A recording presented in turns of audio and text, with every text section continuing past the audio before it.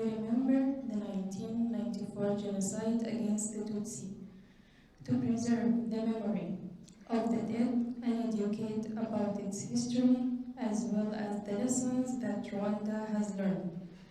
It is in this context that I have the honor to take you through tonight's program. Please rise for the two national anthems which will follow each other.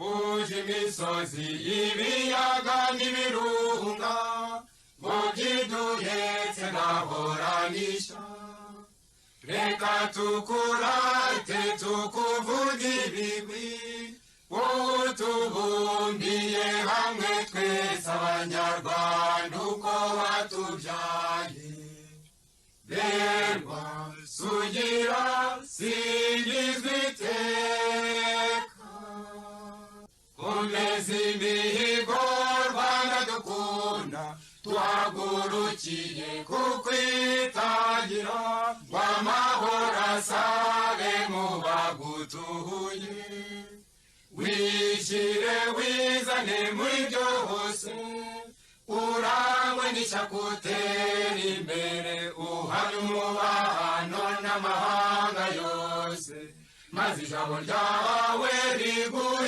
ijambo.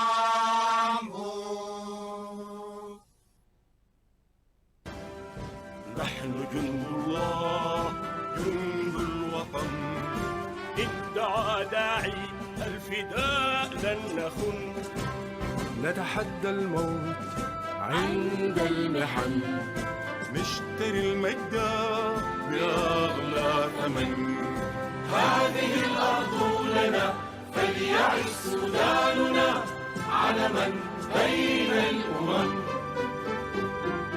يا بني السودان هذا رمزكم يحمل العتق ويحمي أرضكم.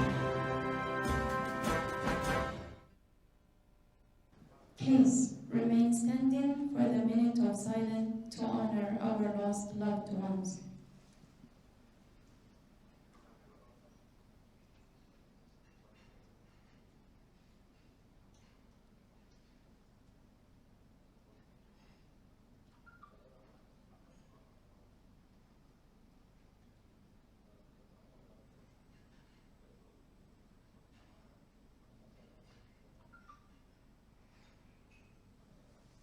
Thank you.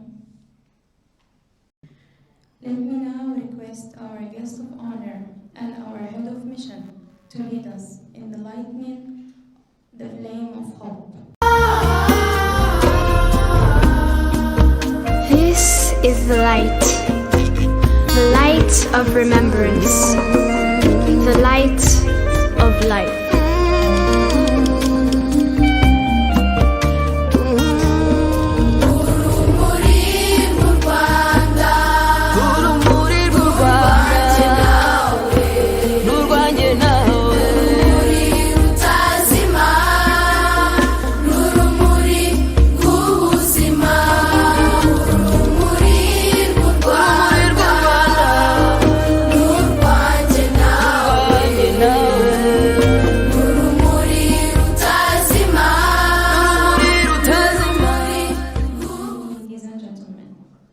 We are now to watch a video that will guide you more to the reasons why we are commemorating the genocide. The Jews become rats, the Tutsi become inyenzi, cockroaches. They're identified as outsiders, and if they're there and they're infesting our society, then you eradicate them, you remove them because they have no right to be there. Different time, different place, same message, same mechanism. The Nazis were masters of propaganda. You have to understand that what they needed to do was to turn a whole population in favor of their policies, which were extreme policies, because a successful propaganda campaign will move people from one position of civil society, and over time, people's views accommodate and change to the point at which they believe their ideas are their own, so that when the violence starts, it's fully justified. Dr. Joseph Goebbels was the Minister of Propaganda, which is interesting in its own right, that they would even identify a ministry position very clearly and very publicly that this is the man that's going to tell you what you need to know. There was a hard edge to it. The press was censored by the Nazi party. And there was a soft edge to it, which was like building this brand that everyone could buy into and feel comfortable with, because everything it put out made you feel good about being German, provided you weren't a German Jew.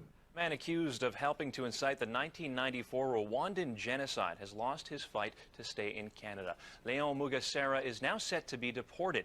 Mugesera has been fighting deportation for the past 20 years, so he'll be deported to his native Rwanda by tomorrow afternoon. Le fameux discours de Léon Mugesera, c'est un discours qu'il a prononcé le 22 novembre 1992 à la sous-préfecture de Kabaya, alors qu'il était vice-président du parti MRND. L'année 1992, c'est une année charnière. Il y a eu, comme on dirait, donc il y a eu beaucoup de massacres dans le Mugesera, dans Kibouye. C'est un discours qui est devenu célèbre parce que, bon, d'abord, il a été prononcé par un intellectuel de haut niveau, qui est docteur en aménagement linguistique, en terminologie.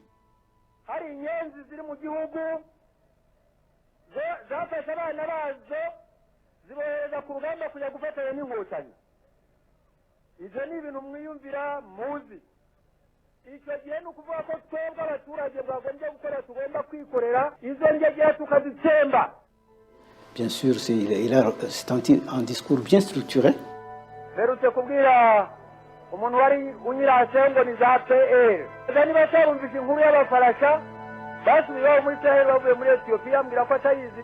Yenda kumenyesha ko banyari muri Ethiopia ko tuzanyuza muri Nyabarongo mukagerayo bwamwe. Après ce discours incendiaire, le gouvernement n'était pas heureux avec ça. Monsieur Mugesera a trouvé refuge au Canada, mais il y a eu quand même, il a été poursuivi.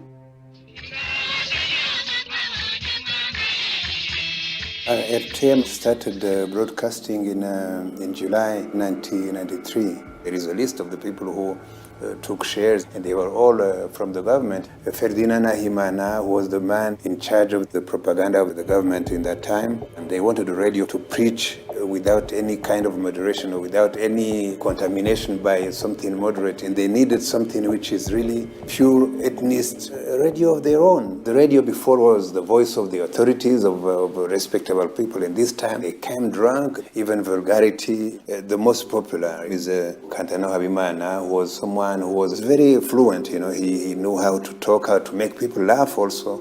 His speech was always funny, entertaining. Kuva RTM, haha, ni materi nawe yasomye ku kamogi mu gitondo. Nibyo sha.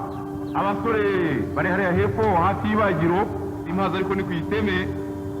Ariko nababwira yuko ibintu mwamaye gatumagura. Byanguye nabi, natumaguyeho gatatu. When I heard it for the first time, I said, my God, everybody felt that there is something new. In the 70s, we had in Rwanda one radio for 120 people. In the 90s, it was one for 30 people. It was that movement of the government giving or offering even radios to everyone. Even not only the killers, but the victim. You'd better listen to RTM to know what is going on, not because you expect them to tell the truth or good messages, but still to know what is going on.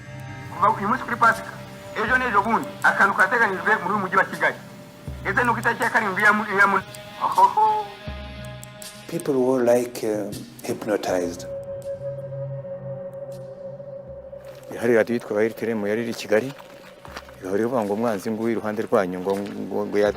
This RTM was incredible in their efficiency. They were giving information. They are giving what to do. They were chasing people on radio.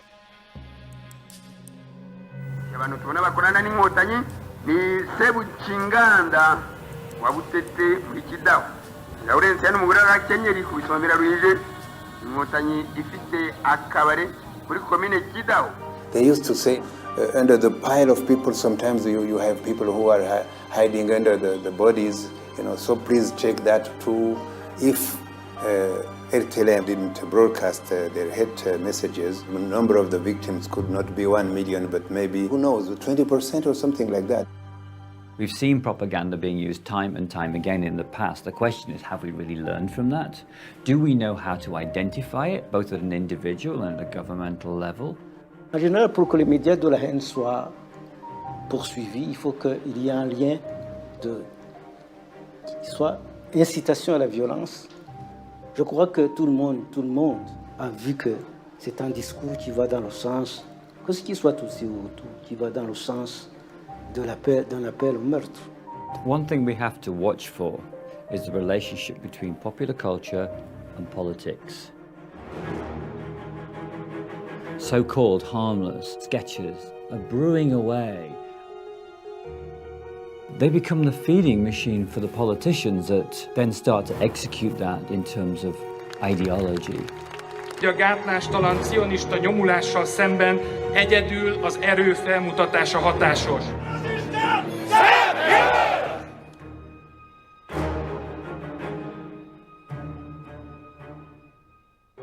Egyre több törlesztő részletet kell fizetnünk. A bankoknak mindent szabad. Míg dolgozunk, ezek csak lopnak. A politikus bűnözőknek mindent szabad. Már félek kimenni az utcára. Thank you, ladies and gentlemen. Allow me now to invite the head of mission to give his remarks, after which he will invite the guest of honor for his remark as well. Your Excellencies, distinguished guest of honor, guest of honor, Excellence Ambassador Khalid Farah, Excellencies, ambassadors here present, distinguished ladies and gentlemen, a very warm welcome to the guest of honor, His Excellency Ambassador Khalid Farah, the DG for the Department of Africa at the Ministry of Foreign Affairs. Thank you for gracing this event, albeit your very busy schedule. Thanks to the Excellencies, ambassadors, members of the diplomatic corps, friends of Rwanda and all Rwandan nationals for joining us for Kwibuka 27, or the 27th commemoration of the genocide against Tutsi.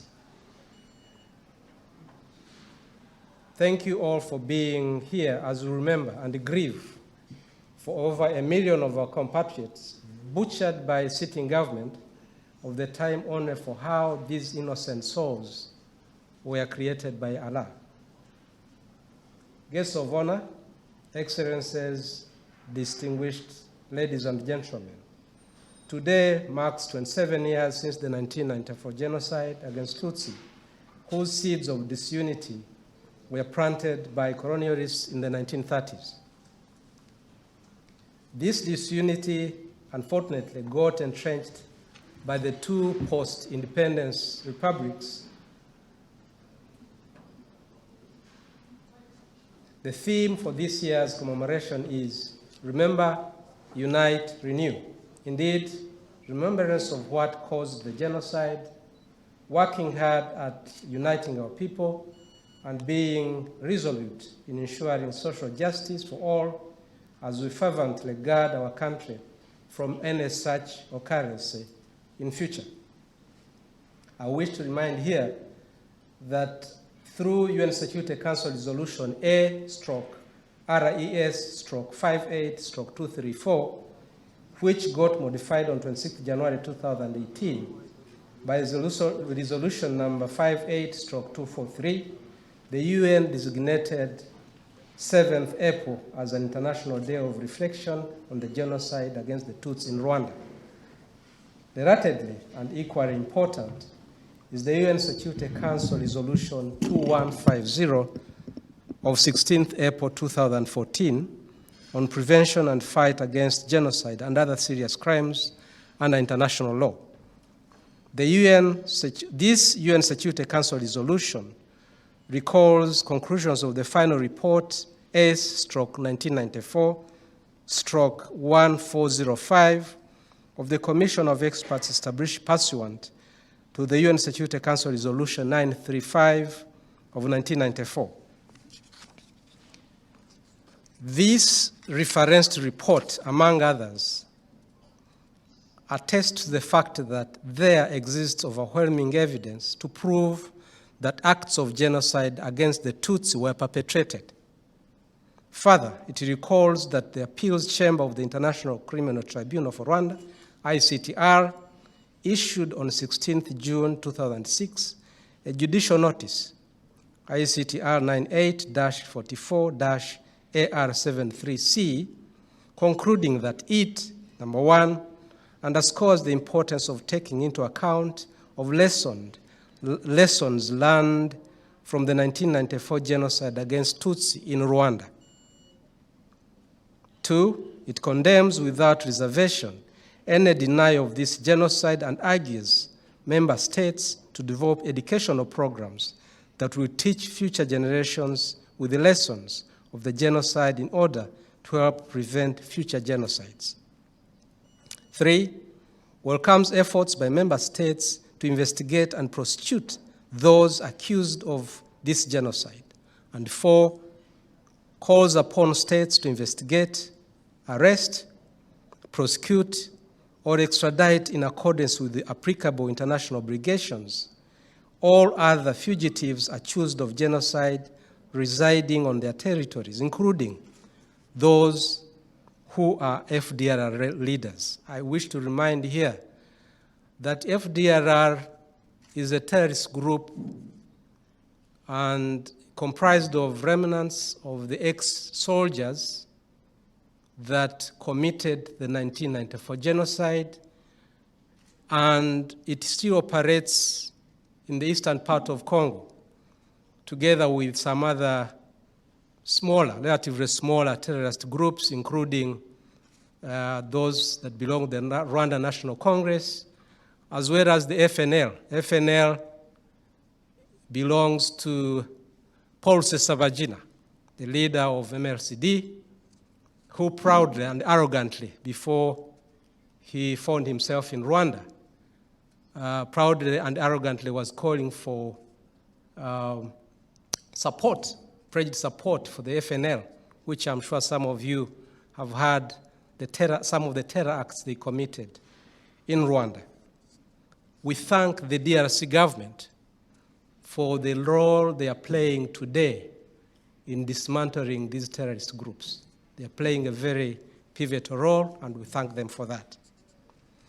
Guests of honor, excellencies, distinguished ladies and gentlemen, pre-colonial Rwanda was a nation state, and as the case today had a homogeneous culture with one language. This is a rare opportunity. Most countries, it should have been an opportunity, but unfortunately, it never was. We had a genocide when we had a homogeneous culture, same language. Many other countries, some of which have not had any problem, have over 100 tribes on the African continent. We have some that have 100 plus, but they live in harmony. It never happened in Rwanda for reasons, some of which we've mentioned and others you'll see along. With the divide and rule policy practiced by the colonial masters, however, dynamics of social relations were turned upside down. In 1932, colonialists carried out a demeaning social research involving measuring length of noses and width of the same to create a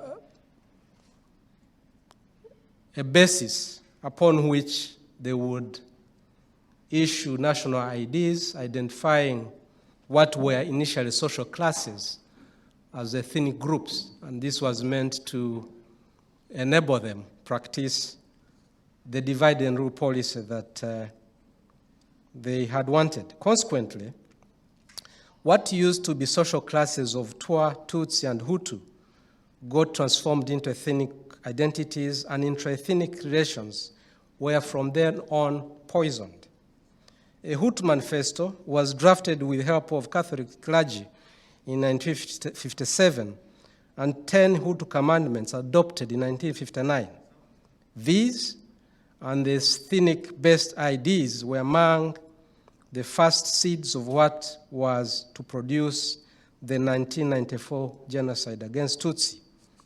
An example of these commandments is that, and I quote, "There can never be relations between Hutu and Tutsis." And they compared this relationship to a septic wound in one's leg. That's how low they stooped, and that's how the politics that led us to the 1994 genocide was born.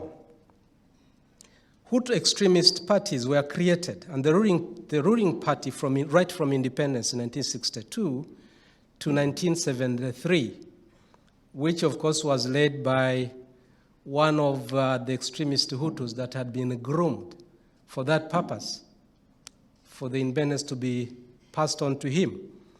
This political party, by name, was called Parimehutu. For those who do not speak French, in English, it translates to party for the Hutus. That was the ruling party right from independence up until 1973. Mrende was the second regime, the second political party that took over from Parimehutu in 1973 through a coup d'etat, and they ran government until 1994, therefore planned and executed the genocide. It goes without saying, they only grew the Hutu extremist and discriminatory practice that had been initiated by our colonial masters. As early as 1959, ethnic-based killings targeting Tutsi notoriously produced mass movement of refugees into neighboring countries, Tanzania, DRC, Burundi, and Uganda.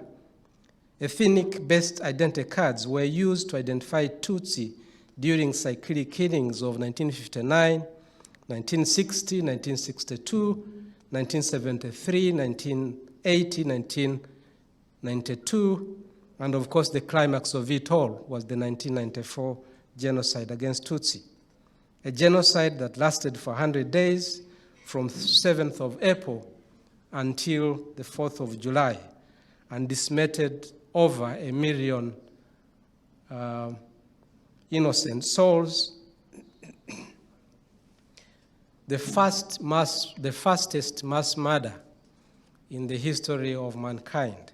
10,000 people killed each day for the 100 days. That's a village decimated per day in 100 days. That's how bad and how much of a low base our country went to. A genocide planned and executed by a government of the time, and paradoxically against a part of their own citizens. Citizens they should have, if logic was to rule, provided for and protected. This very efficient killing machinery was enabled by, 1, meticulous planning by government, 2, ethnic-based ideas to identify Tutsis at source, security roadblocks mounted for that purpose, 3, mass indoctrination through media, 4, use of modern weapons by security forces, as well as traditional weapons by recruited and trained militia, the infamous Interahamwe, for some of you, as you may know. Guests of honor, excellencies, distinguished ladies and gentlemen, the international community failed in their mission of preventing this genocide. This is despite early warning, including by General Romeo Darrell, the Canadian commander of the UN Assistance Mission for Rwanda, MINWAR. This is a force that was deployed in Rwanda during this period. Unfortunately, a part of this UN force that was deployed in Rwanda withdrew back to their home countries when genocide began on the 7th of April 1994. They ran for their life, their dear lives, and left Rwandese at their own peril. As we remember this man-made calamity and pay tribute to its victims, we are cognizant of the fact that remnants among perpetrators are still roaming the globe. Together with their support networks, they with impunity violate UN Security Council Resolution 2150 of 16th April 2014 by propagating denial and revisionism of the 1994 genocide against Tutsi.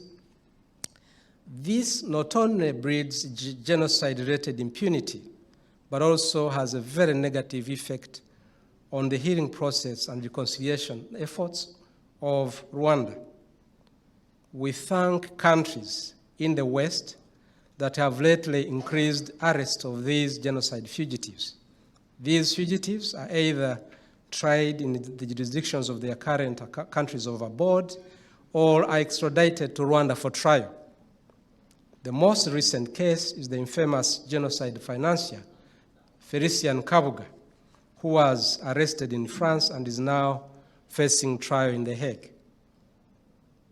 There is need for a coordinated global action in fighting genocide-related impunity, which is nourished by inaction on genocide fugitives and their support networks that aggressively engage in denial and the revisionist propaganda of the 1994 genocide against Tutsi. The international community should act now to avoid ever having another genocide anywhere. Guests of honor, Excellencies, distinguished ladies and gentlemen, undeniably, Rwanda is a manifestation of both the worst and best of us as human beings. In general, Rwanda's tragic past is a stubborn reminder of dangers of bad governance to the human race, a lesson that should be unforgettable to all of us, especially the youth who are our future leaders. Despite her terrible past, which represents the worst of Rwandans and humanity in general, the country has impressively pulled together as a united, purpose-driven nation after its near failed state status of 1994. We thank the Rwanda Patriotic Front for their heroism in moving very quickly and against many odds, ably stopping the 1994 genocide against Tutsi. The RPF-led government has, since the end of the genocide, commendably worked hard in uniting and reconciling Rwandans. This is despite a very hostile environment that had been occasioned by the genocide, where, as an example, survivors had to coexist with some of their yesteryear's tormentors, and this is across the hills and mountains in the entire country.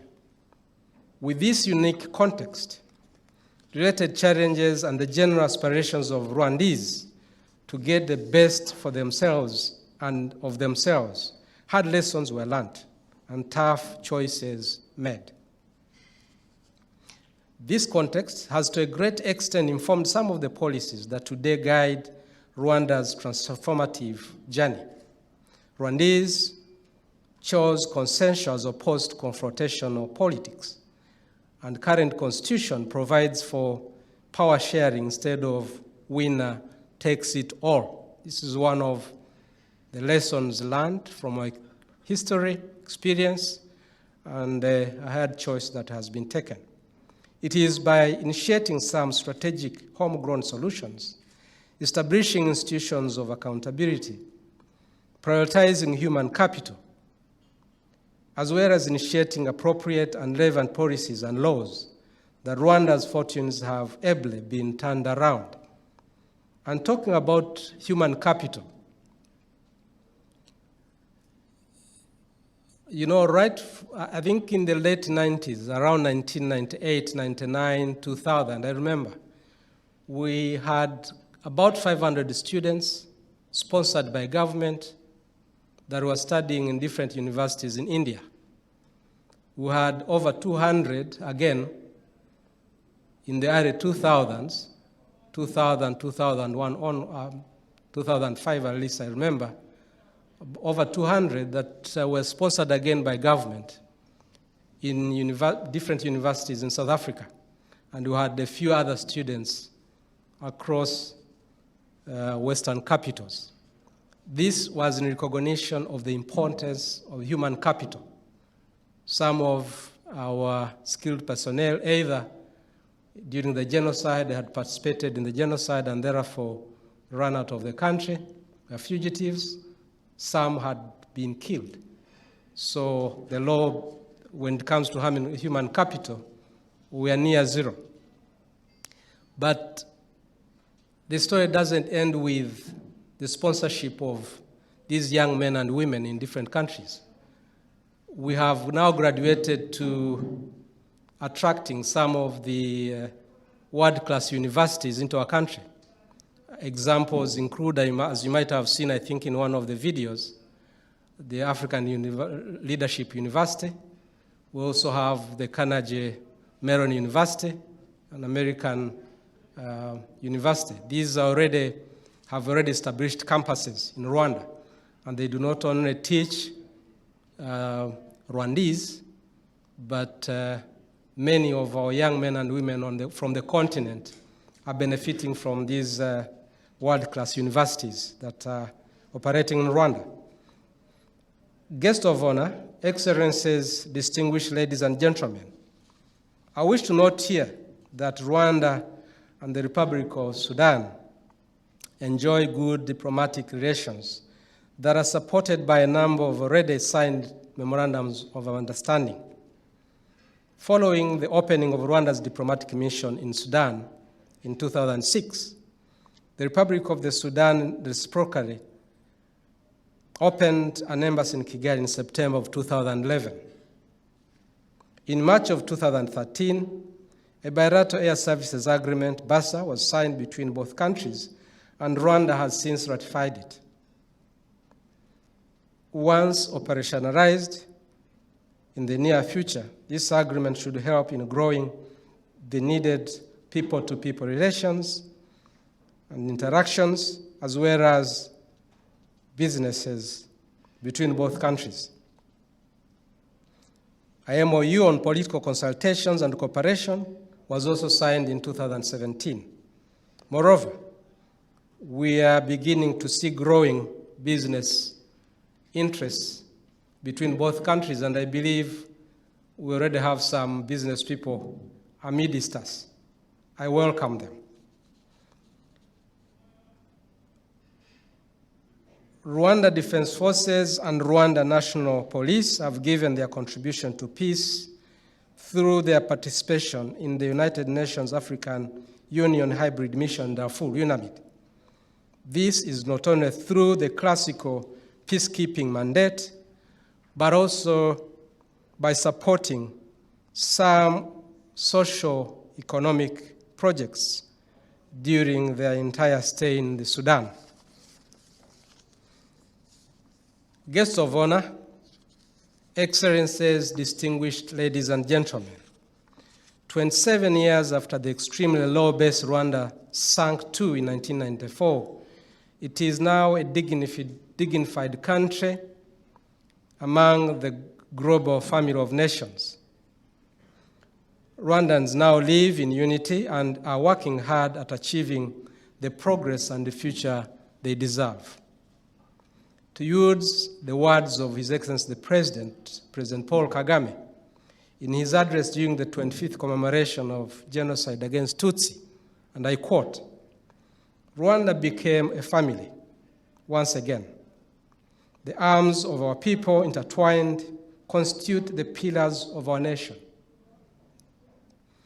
We hold each other apart. We hold each other up. Our bodies and minds bear amputations and scars, but none of us is alone. Together, we have woven the tattered threads of our unity into a new tapestry. End of quote. Indeed, just as the phoenix rose from the ashes, Rwanda is rising. Of course, COVID-19 has lately had its toll, like it has globally. A country whose economy in the immediate aftermath of the 1994 genocide grew by negative 11.4%, had for 15 years until 2018 grown her economy by an average of 7 to 8% annually. It also grew by 8.6% in 2019 and was expected to grow by more than 10% in 2020 had it not been for COVID-19. It is also worth noting that this growth is inclusive as it continues to lift many of our people out of poverty. Unity and conciliation has taken root. More than 90% of Rwandans now enjoy universal insurance health cover, which, coupled with a general improvement in living standards, has resulted in life expectancy rising to 67 years of living. Gender parity has been made a reality with, as an example, 61% women representation in parliament and 53% women representation in cabinet. Impressively, Rwanda was among a few countries that met all the UN Millennium Development Goals, MDGs, before it was transitioned to the Sustainable Development Goals, SDGs. The economy is being diversified and value addition prioritized both in agriculture and other sectors. Equally, industrialization as well as science and technology have been prioritized. To highlight a few examples, Rwanda has laid 4,000 kilometer fiber optic across the country and is providing fast 4G LTE internet. It has so far launched 2 satellites from the international cyberspace, which are Rwasat 1 and 2 Icherechezo. That's our vernacular. It was the first country to produce smartphones, Mara X and Mara Y, as you might have seen in the video, on the continent. It opened a VW assembly plant in Kigali and is lately producing various types of apparel, shoewear and garments, both for local and export markets. I cite some of these examples. We also need to remind ourselves how far we've come, the low base that we were at in 1994.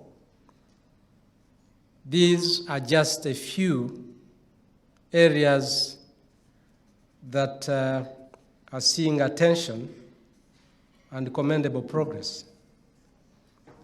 But the list is relatively longer than this for those that have visited Rwanda. And we encourage those who haven't visited to, once you get time, please visit. To mitigate the economic impact of COVID-19, 2 major interventions that may also be of interest to business people here present with us have been initiated. These are, 1, an economic recovery fund worth $350 million. This targets tourism, hospitality, manufacturing, education, transport and logistics, as well as SMEs linked to domestic and global supply chains. And 2, the second intervention is what we call the Manufacture and Build to Recover program, MBRP, with incentives mainly consisting of tax exemption on imported construction materials and reduced pay-as-you-earn, or payee, industries that meet minimum investment thresholds and that get established within 3 years are to benefit from this vital intervention. As I conclude guests of honor, excellencies, ladies and gentlemen, commemoration of the 1994 genocide against Tutsi isn't for Rwanda and Rwandese, but rather for an entire well-intentioned human race. This event reminds us of the tough lessons that history has taught us. It reminds us of the real consequences of bad governance and the responsibilities of the international community. We, however, also get to learn and see evidence for hope, opportunity, and tangible results that come with a resilient people, that come with good governance, ethos, as well as from effective and well-focused leadership. I thank you. God bless you all. Allah yubariki.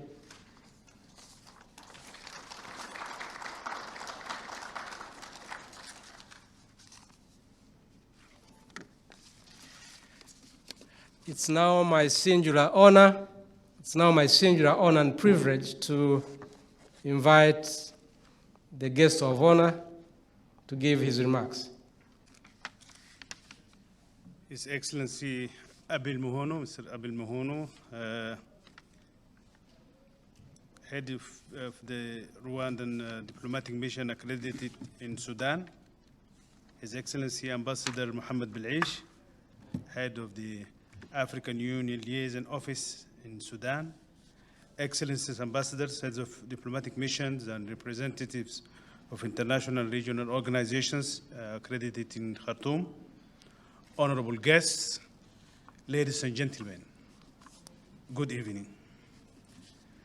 I have the duty to address you this evening on my behalf and on behalf of the Minister of Foreign Affairs, as well as that of the government of the Republic of the Sudan, on the occasion of this solemn commemoration ceremony of the 27th anniversary of the 1994 genocide in the sisterly Republic of Rwanda.